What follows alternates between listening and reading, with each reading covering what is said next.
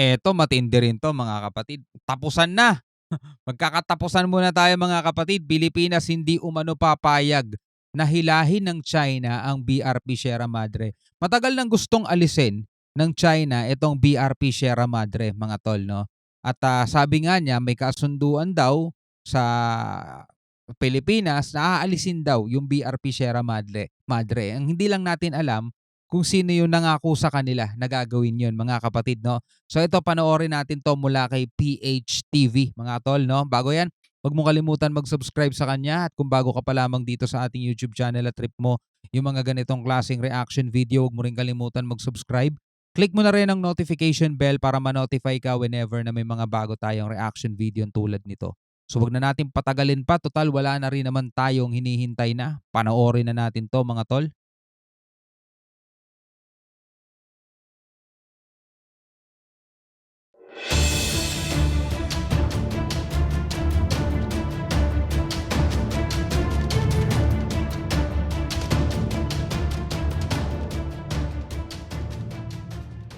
Iniulat na sinabi umano na isang mataas na opisyal ng gobyerno na hindi papayag ang Pilipinas na basta-basta na lang alisin ng China Oo, ang BRP Sierra Madre sa Ayungin Shoal 'di puwede at yun. nagbabala siya na gagamit umano ng puwersa ang sandatahang lakas para maprotektahan ang nasabing warship. If ever naman talaga dumating sa gano'ng pagkakataon mga kapatid, ibang usapan na 'yon. Hindi na ito yung tipong haharangin ka sa dagat, bobombahin ka ng water cannon. Kapag ito inalis ng China is, ano na 'yon, pag-atake na nila 'yon. Ibang usapan na 'yon. Kaya ang mga sundalo natin talagang gagamit na sila ng kinakailangang gamitin, 'di ba? Sinabi ng opisyal na magiging dahilan umano ito upang aktibahin ng bansa ang Mutual Defense Treaty nito sa Estados Unidos at siguradong magkakagulo kung susubukan ng komunistang bansa na hilahin ang BRP Sierra Madre. Saka hindi na rin naman nila mahihila yan, eh, yung tipong parang itotow, hindi na nila magagawa yan, nakasadsad na yan diyan, eh. Masisira na lang talaga yan diyan mga tol. Ang tanging ang pagtanggal diyan is kakatayin na yan, gano'n na talaga yung pagtanggal diyan. Nangako naman ang sandatahang lakas ng Pilipinas na handa ito sa anumang eventualities, lalong-lalo na kung ipipilit ng China na galawin ang BRP Sierra Madre at mga sundalong nakaistasyon sa lugar.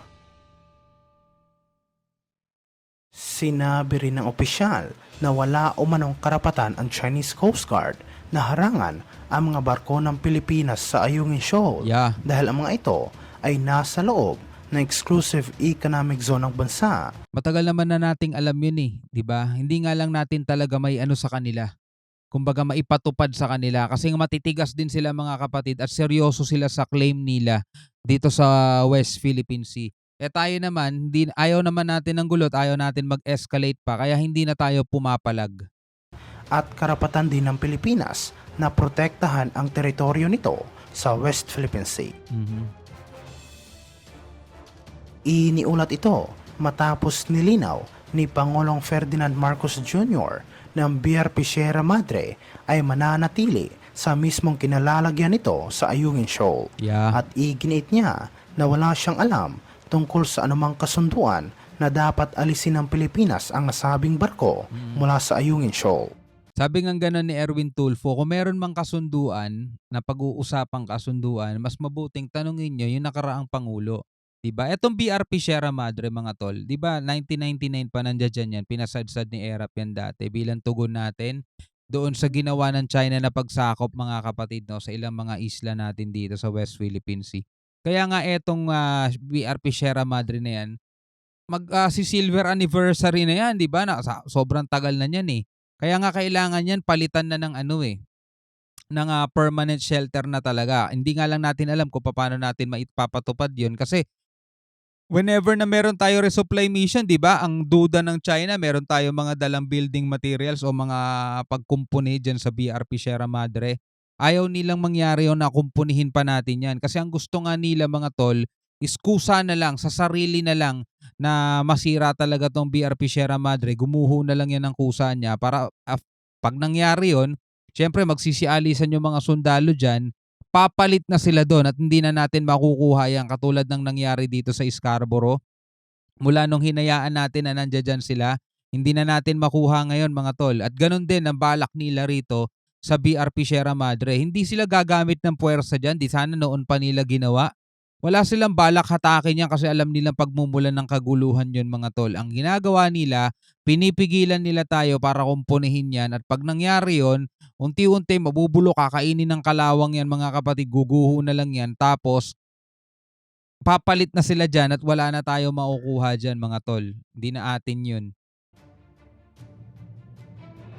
Naglabas ng pahayag si Pangulong Marcos isang araw matapos tumanggi si National Security Council Assistant Director General Jonathan Malaya tungkol sa sinasabi ng China na pangako ng gobyerno na Pilipinas na alisin ang BRP Sierra Madre. Sino kayang nangako diyan, no? Sa isang hiwalay na interview sa media, sinabi rin ni Malaya na walang record o anumang ginawang pagpupulong o formal report o legal document na legal na maipapatupad o kung hindi man isang verbal na kasunduan na alam ng kanilang ahensya sa pagitan ng Pilipinas at China. Idinagdag niya na hindi sila lalagda o sasang-ayon sa anumang bagay na maaaring mag-abandona sa ating mga karapatan at jurisdiction sa West Philippine Sea, partikular na sa Ayungin Shoal. Tulad nga ng sinabi ko kanina, 'di ba? Kailangan talaga protektahan ng Pilipinas yung Ayungin Shoal. Kasi kukunin ng China 'yan mga kapatid. Tatayuan nila ng isla 'yan once na inabandona natin yung Ayungin Shoal. Kaya ngayon tinitiis-tiis pa natin, sige. Ganyan ang ginagawa nila every time na meron tayo resupply mission pero kailangan nating panindigan 'yan mga tol. Hindi natin pwedeng ialis yung mga sundalong nagbabantay doon sa BRP Sierra Madre kasi once na ginawa natin 'yun, kukunin ng China ang pagkakataon na 'yan para makuha nila yung Ayungin Shoal at hindi na tayo makakatuntong diyan. Ang BRP Sierra Madre ay sadyang isinadsad ng gobyerno ng Pilipinas sa Ayungin Shoal noong 1999 upang gawing isang military outpost at igiit ang pagmamay-ari at pagkokontrol ng Pilipinas sa West Philippine Sea. Tindi ng papel niya ng BRP Sierra Madre.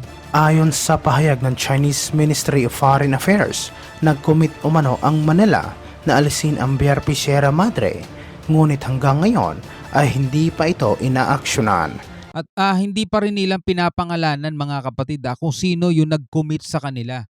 Sino yung nag-traitor mga kapatid sa Pilipinas, 'di ba? 'Yun ang kailangan din natin malaman kung sino 'yun eh. Inakusahan din ng Beijing ang Pilipinas na gustong tuluyang sakupin ang Ayungin Shoal.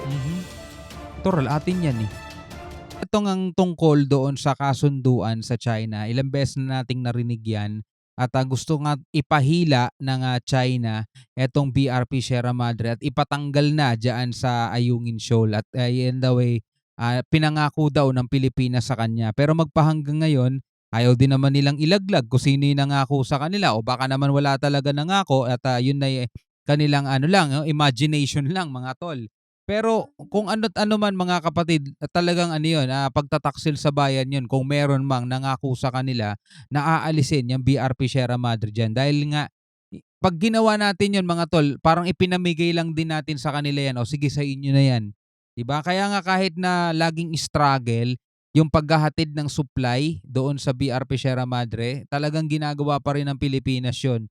Para lang talaga madalhan ng pagkain yung mga sundalong nandoon at hindi natin sila i-pull out. 'Di ba? Kasi nga pag 'yun ay ginawa natin, makukuha at makukuha ng China 'yan mga kapatid, 'di ba? So ikaw bilang isang Pilipino, ano masasabi mo rito?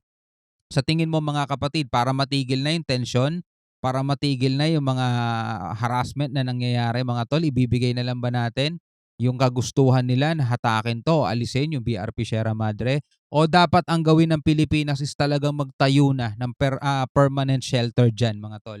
Pwede kang mag-comment sa ibaba, no? Maraming salamat sa panonood. Hanggang sa muli. Ako nga pala si Shobal D.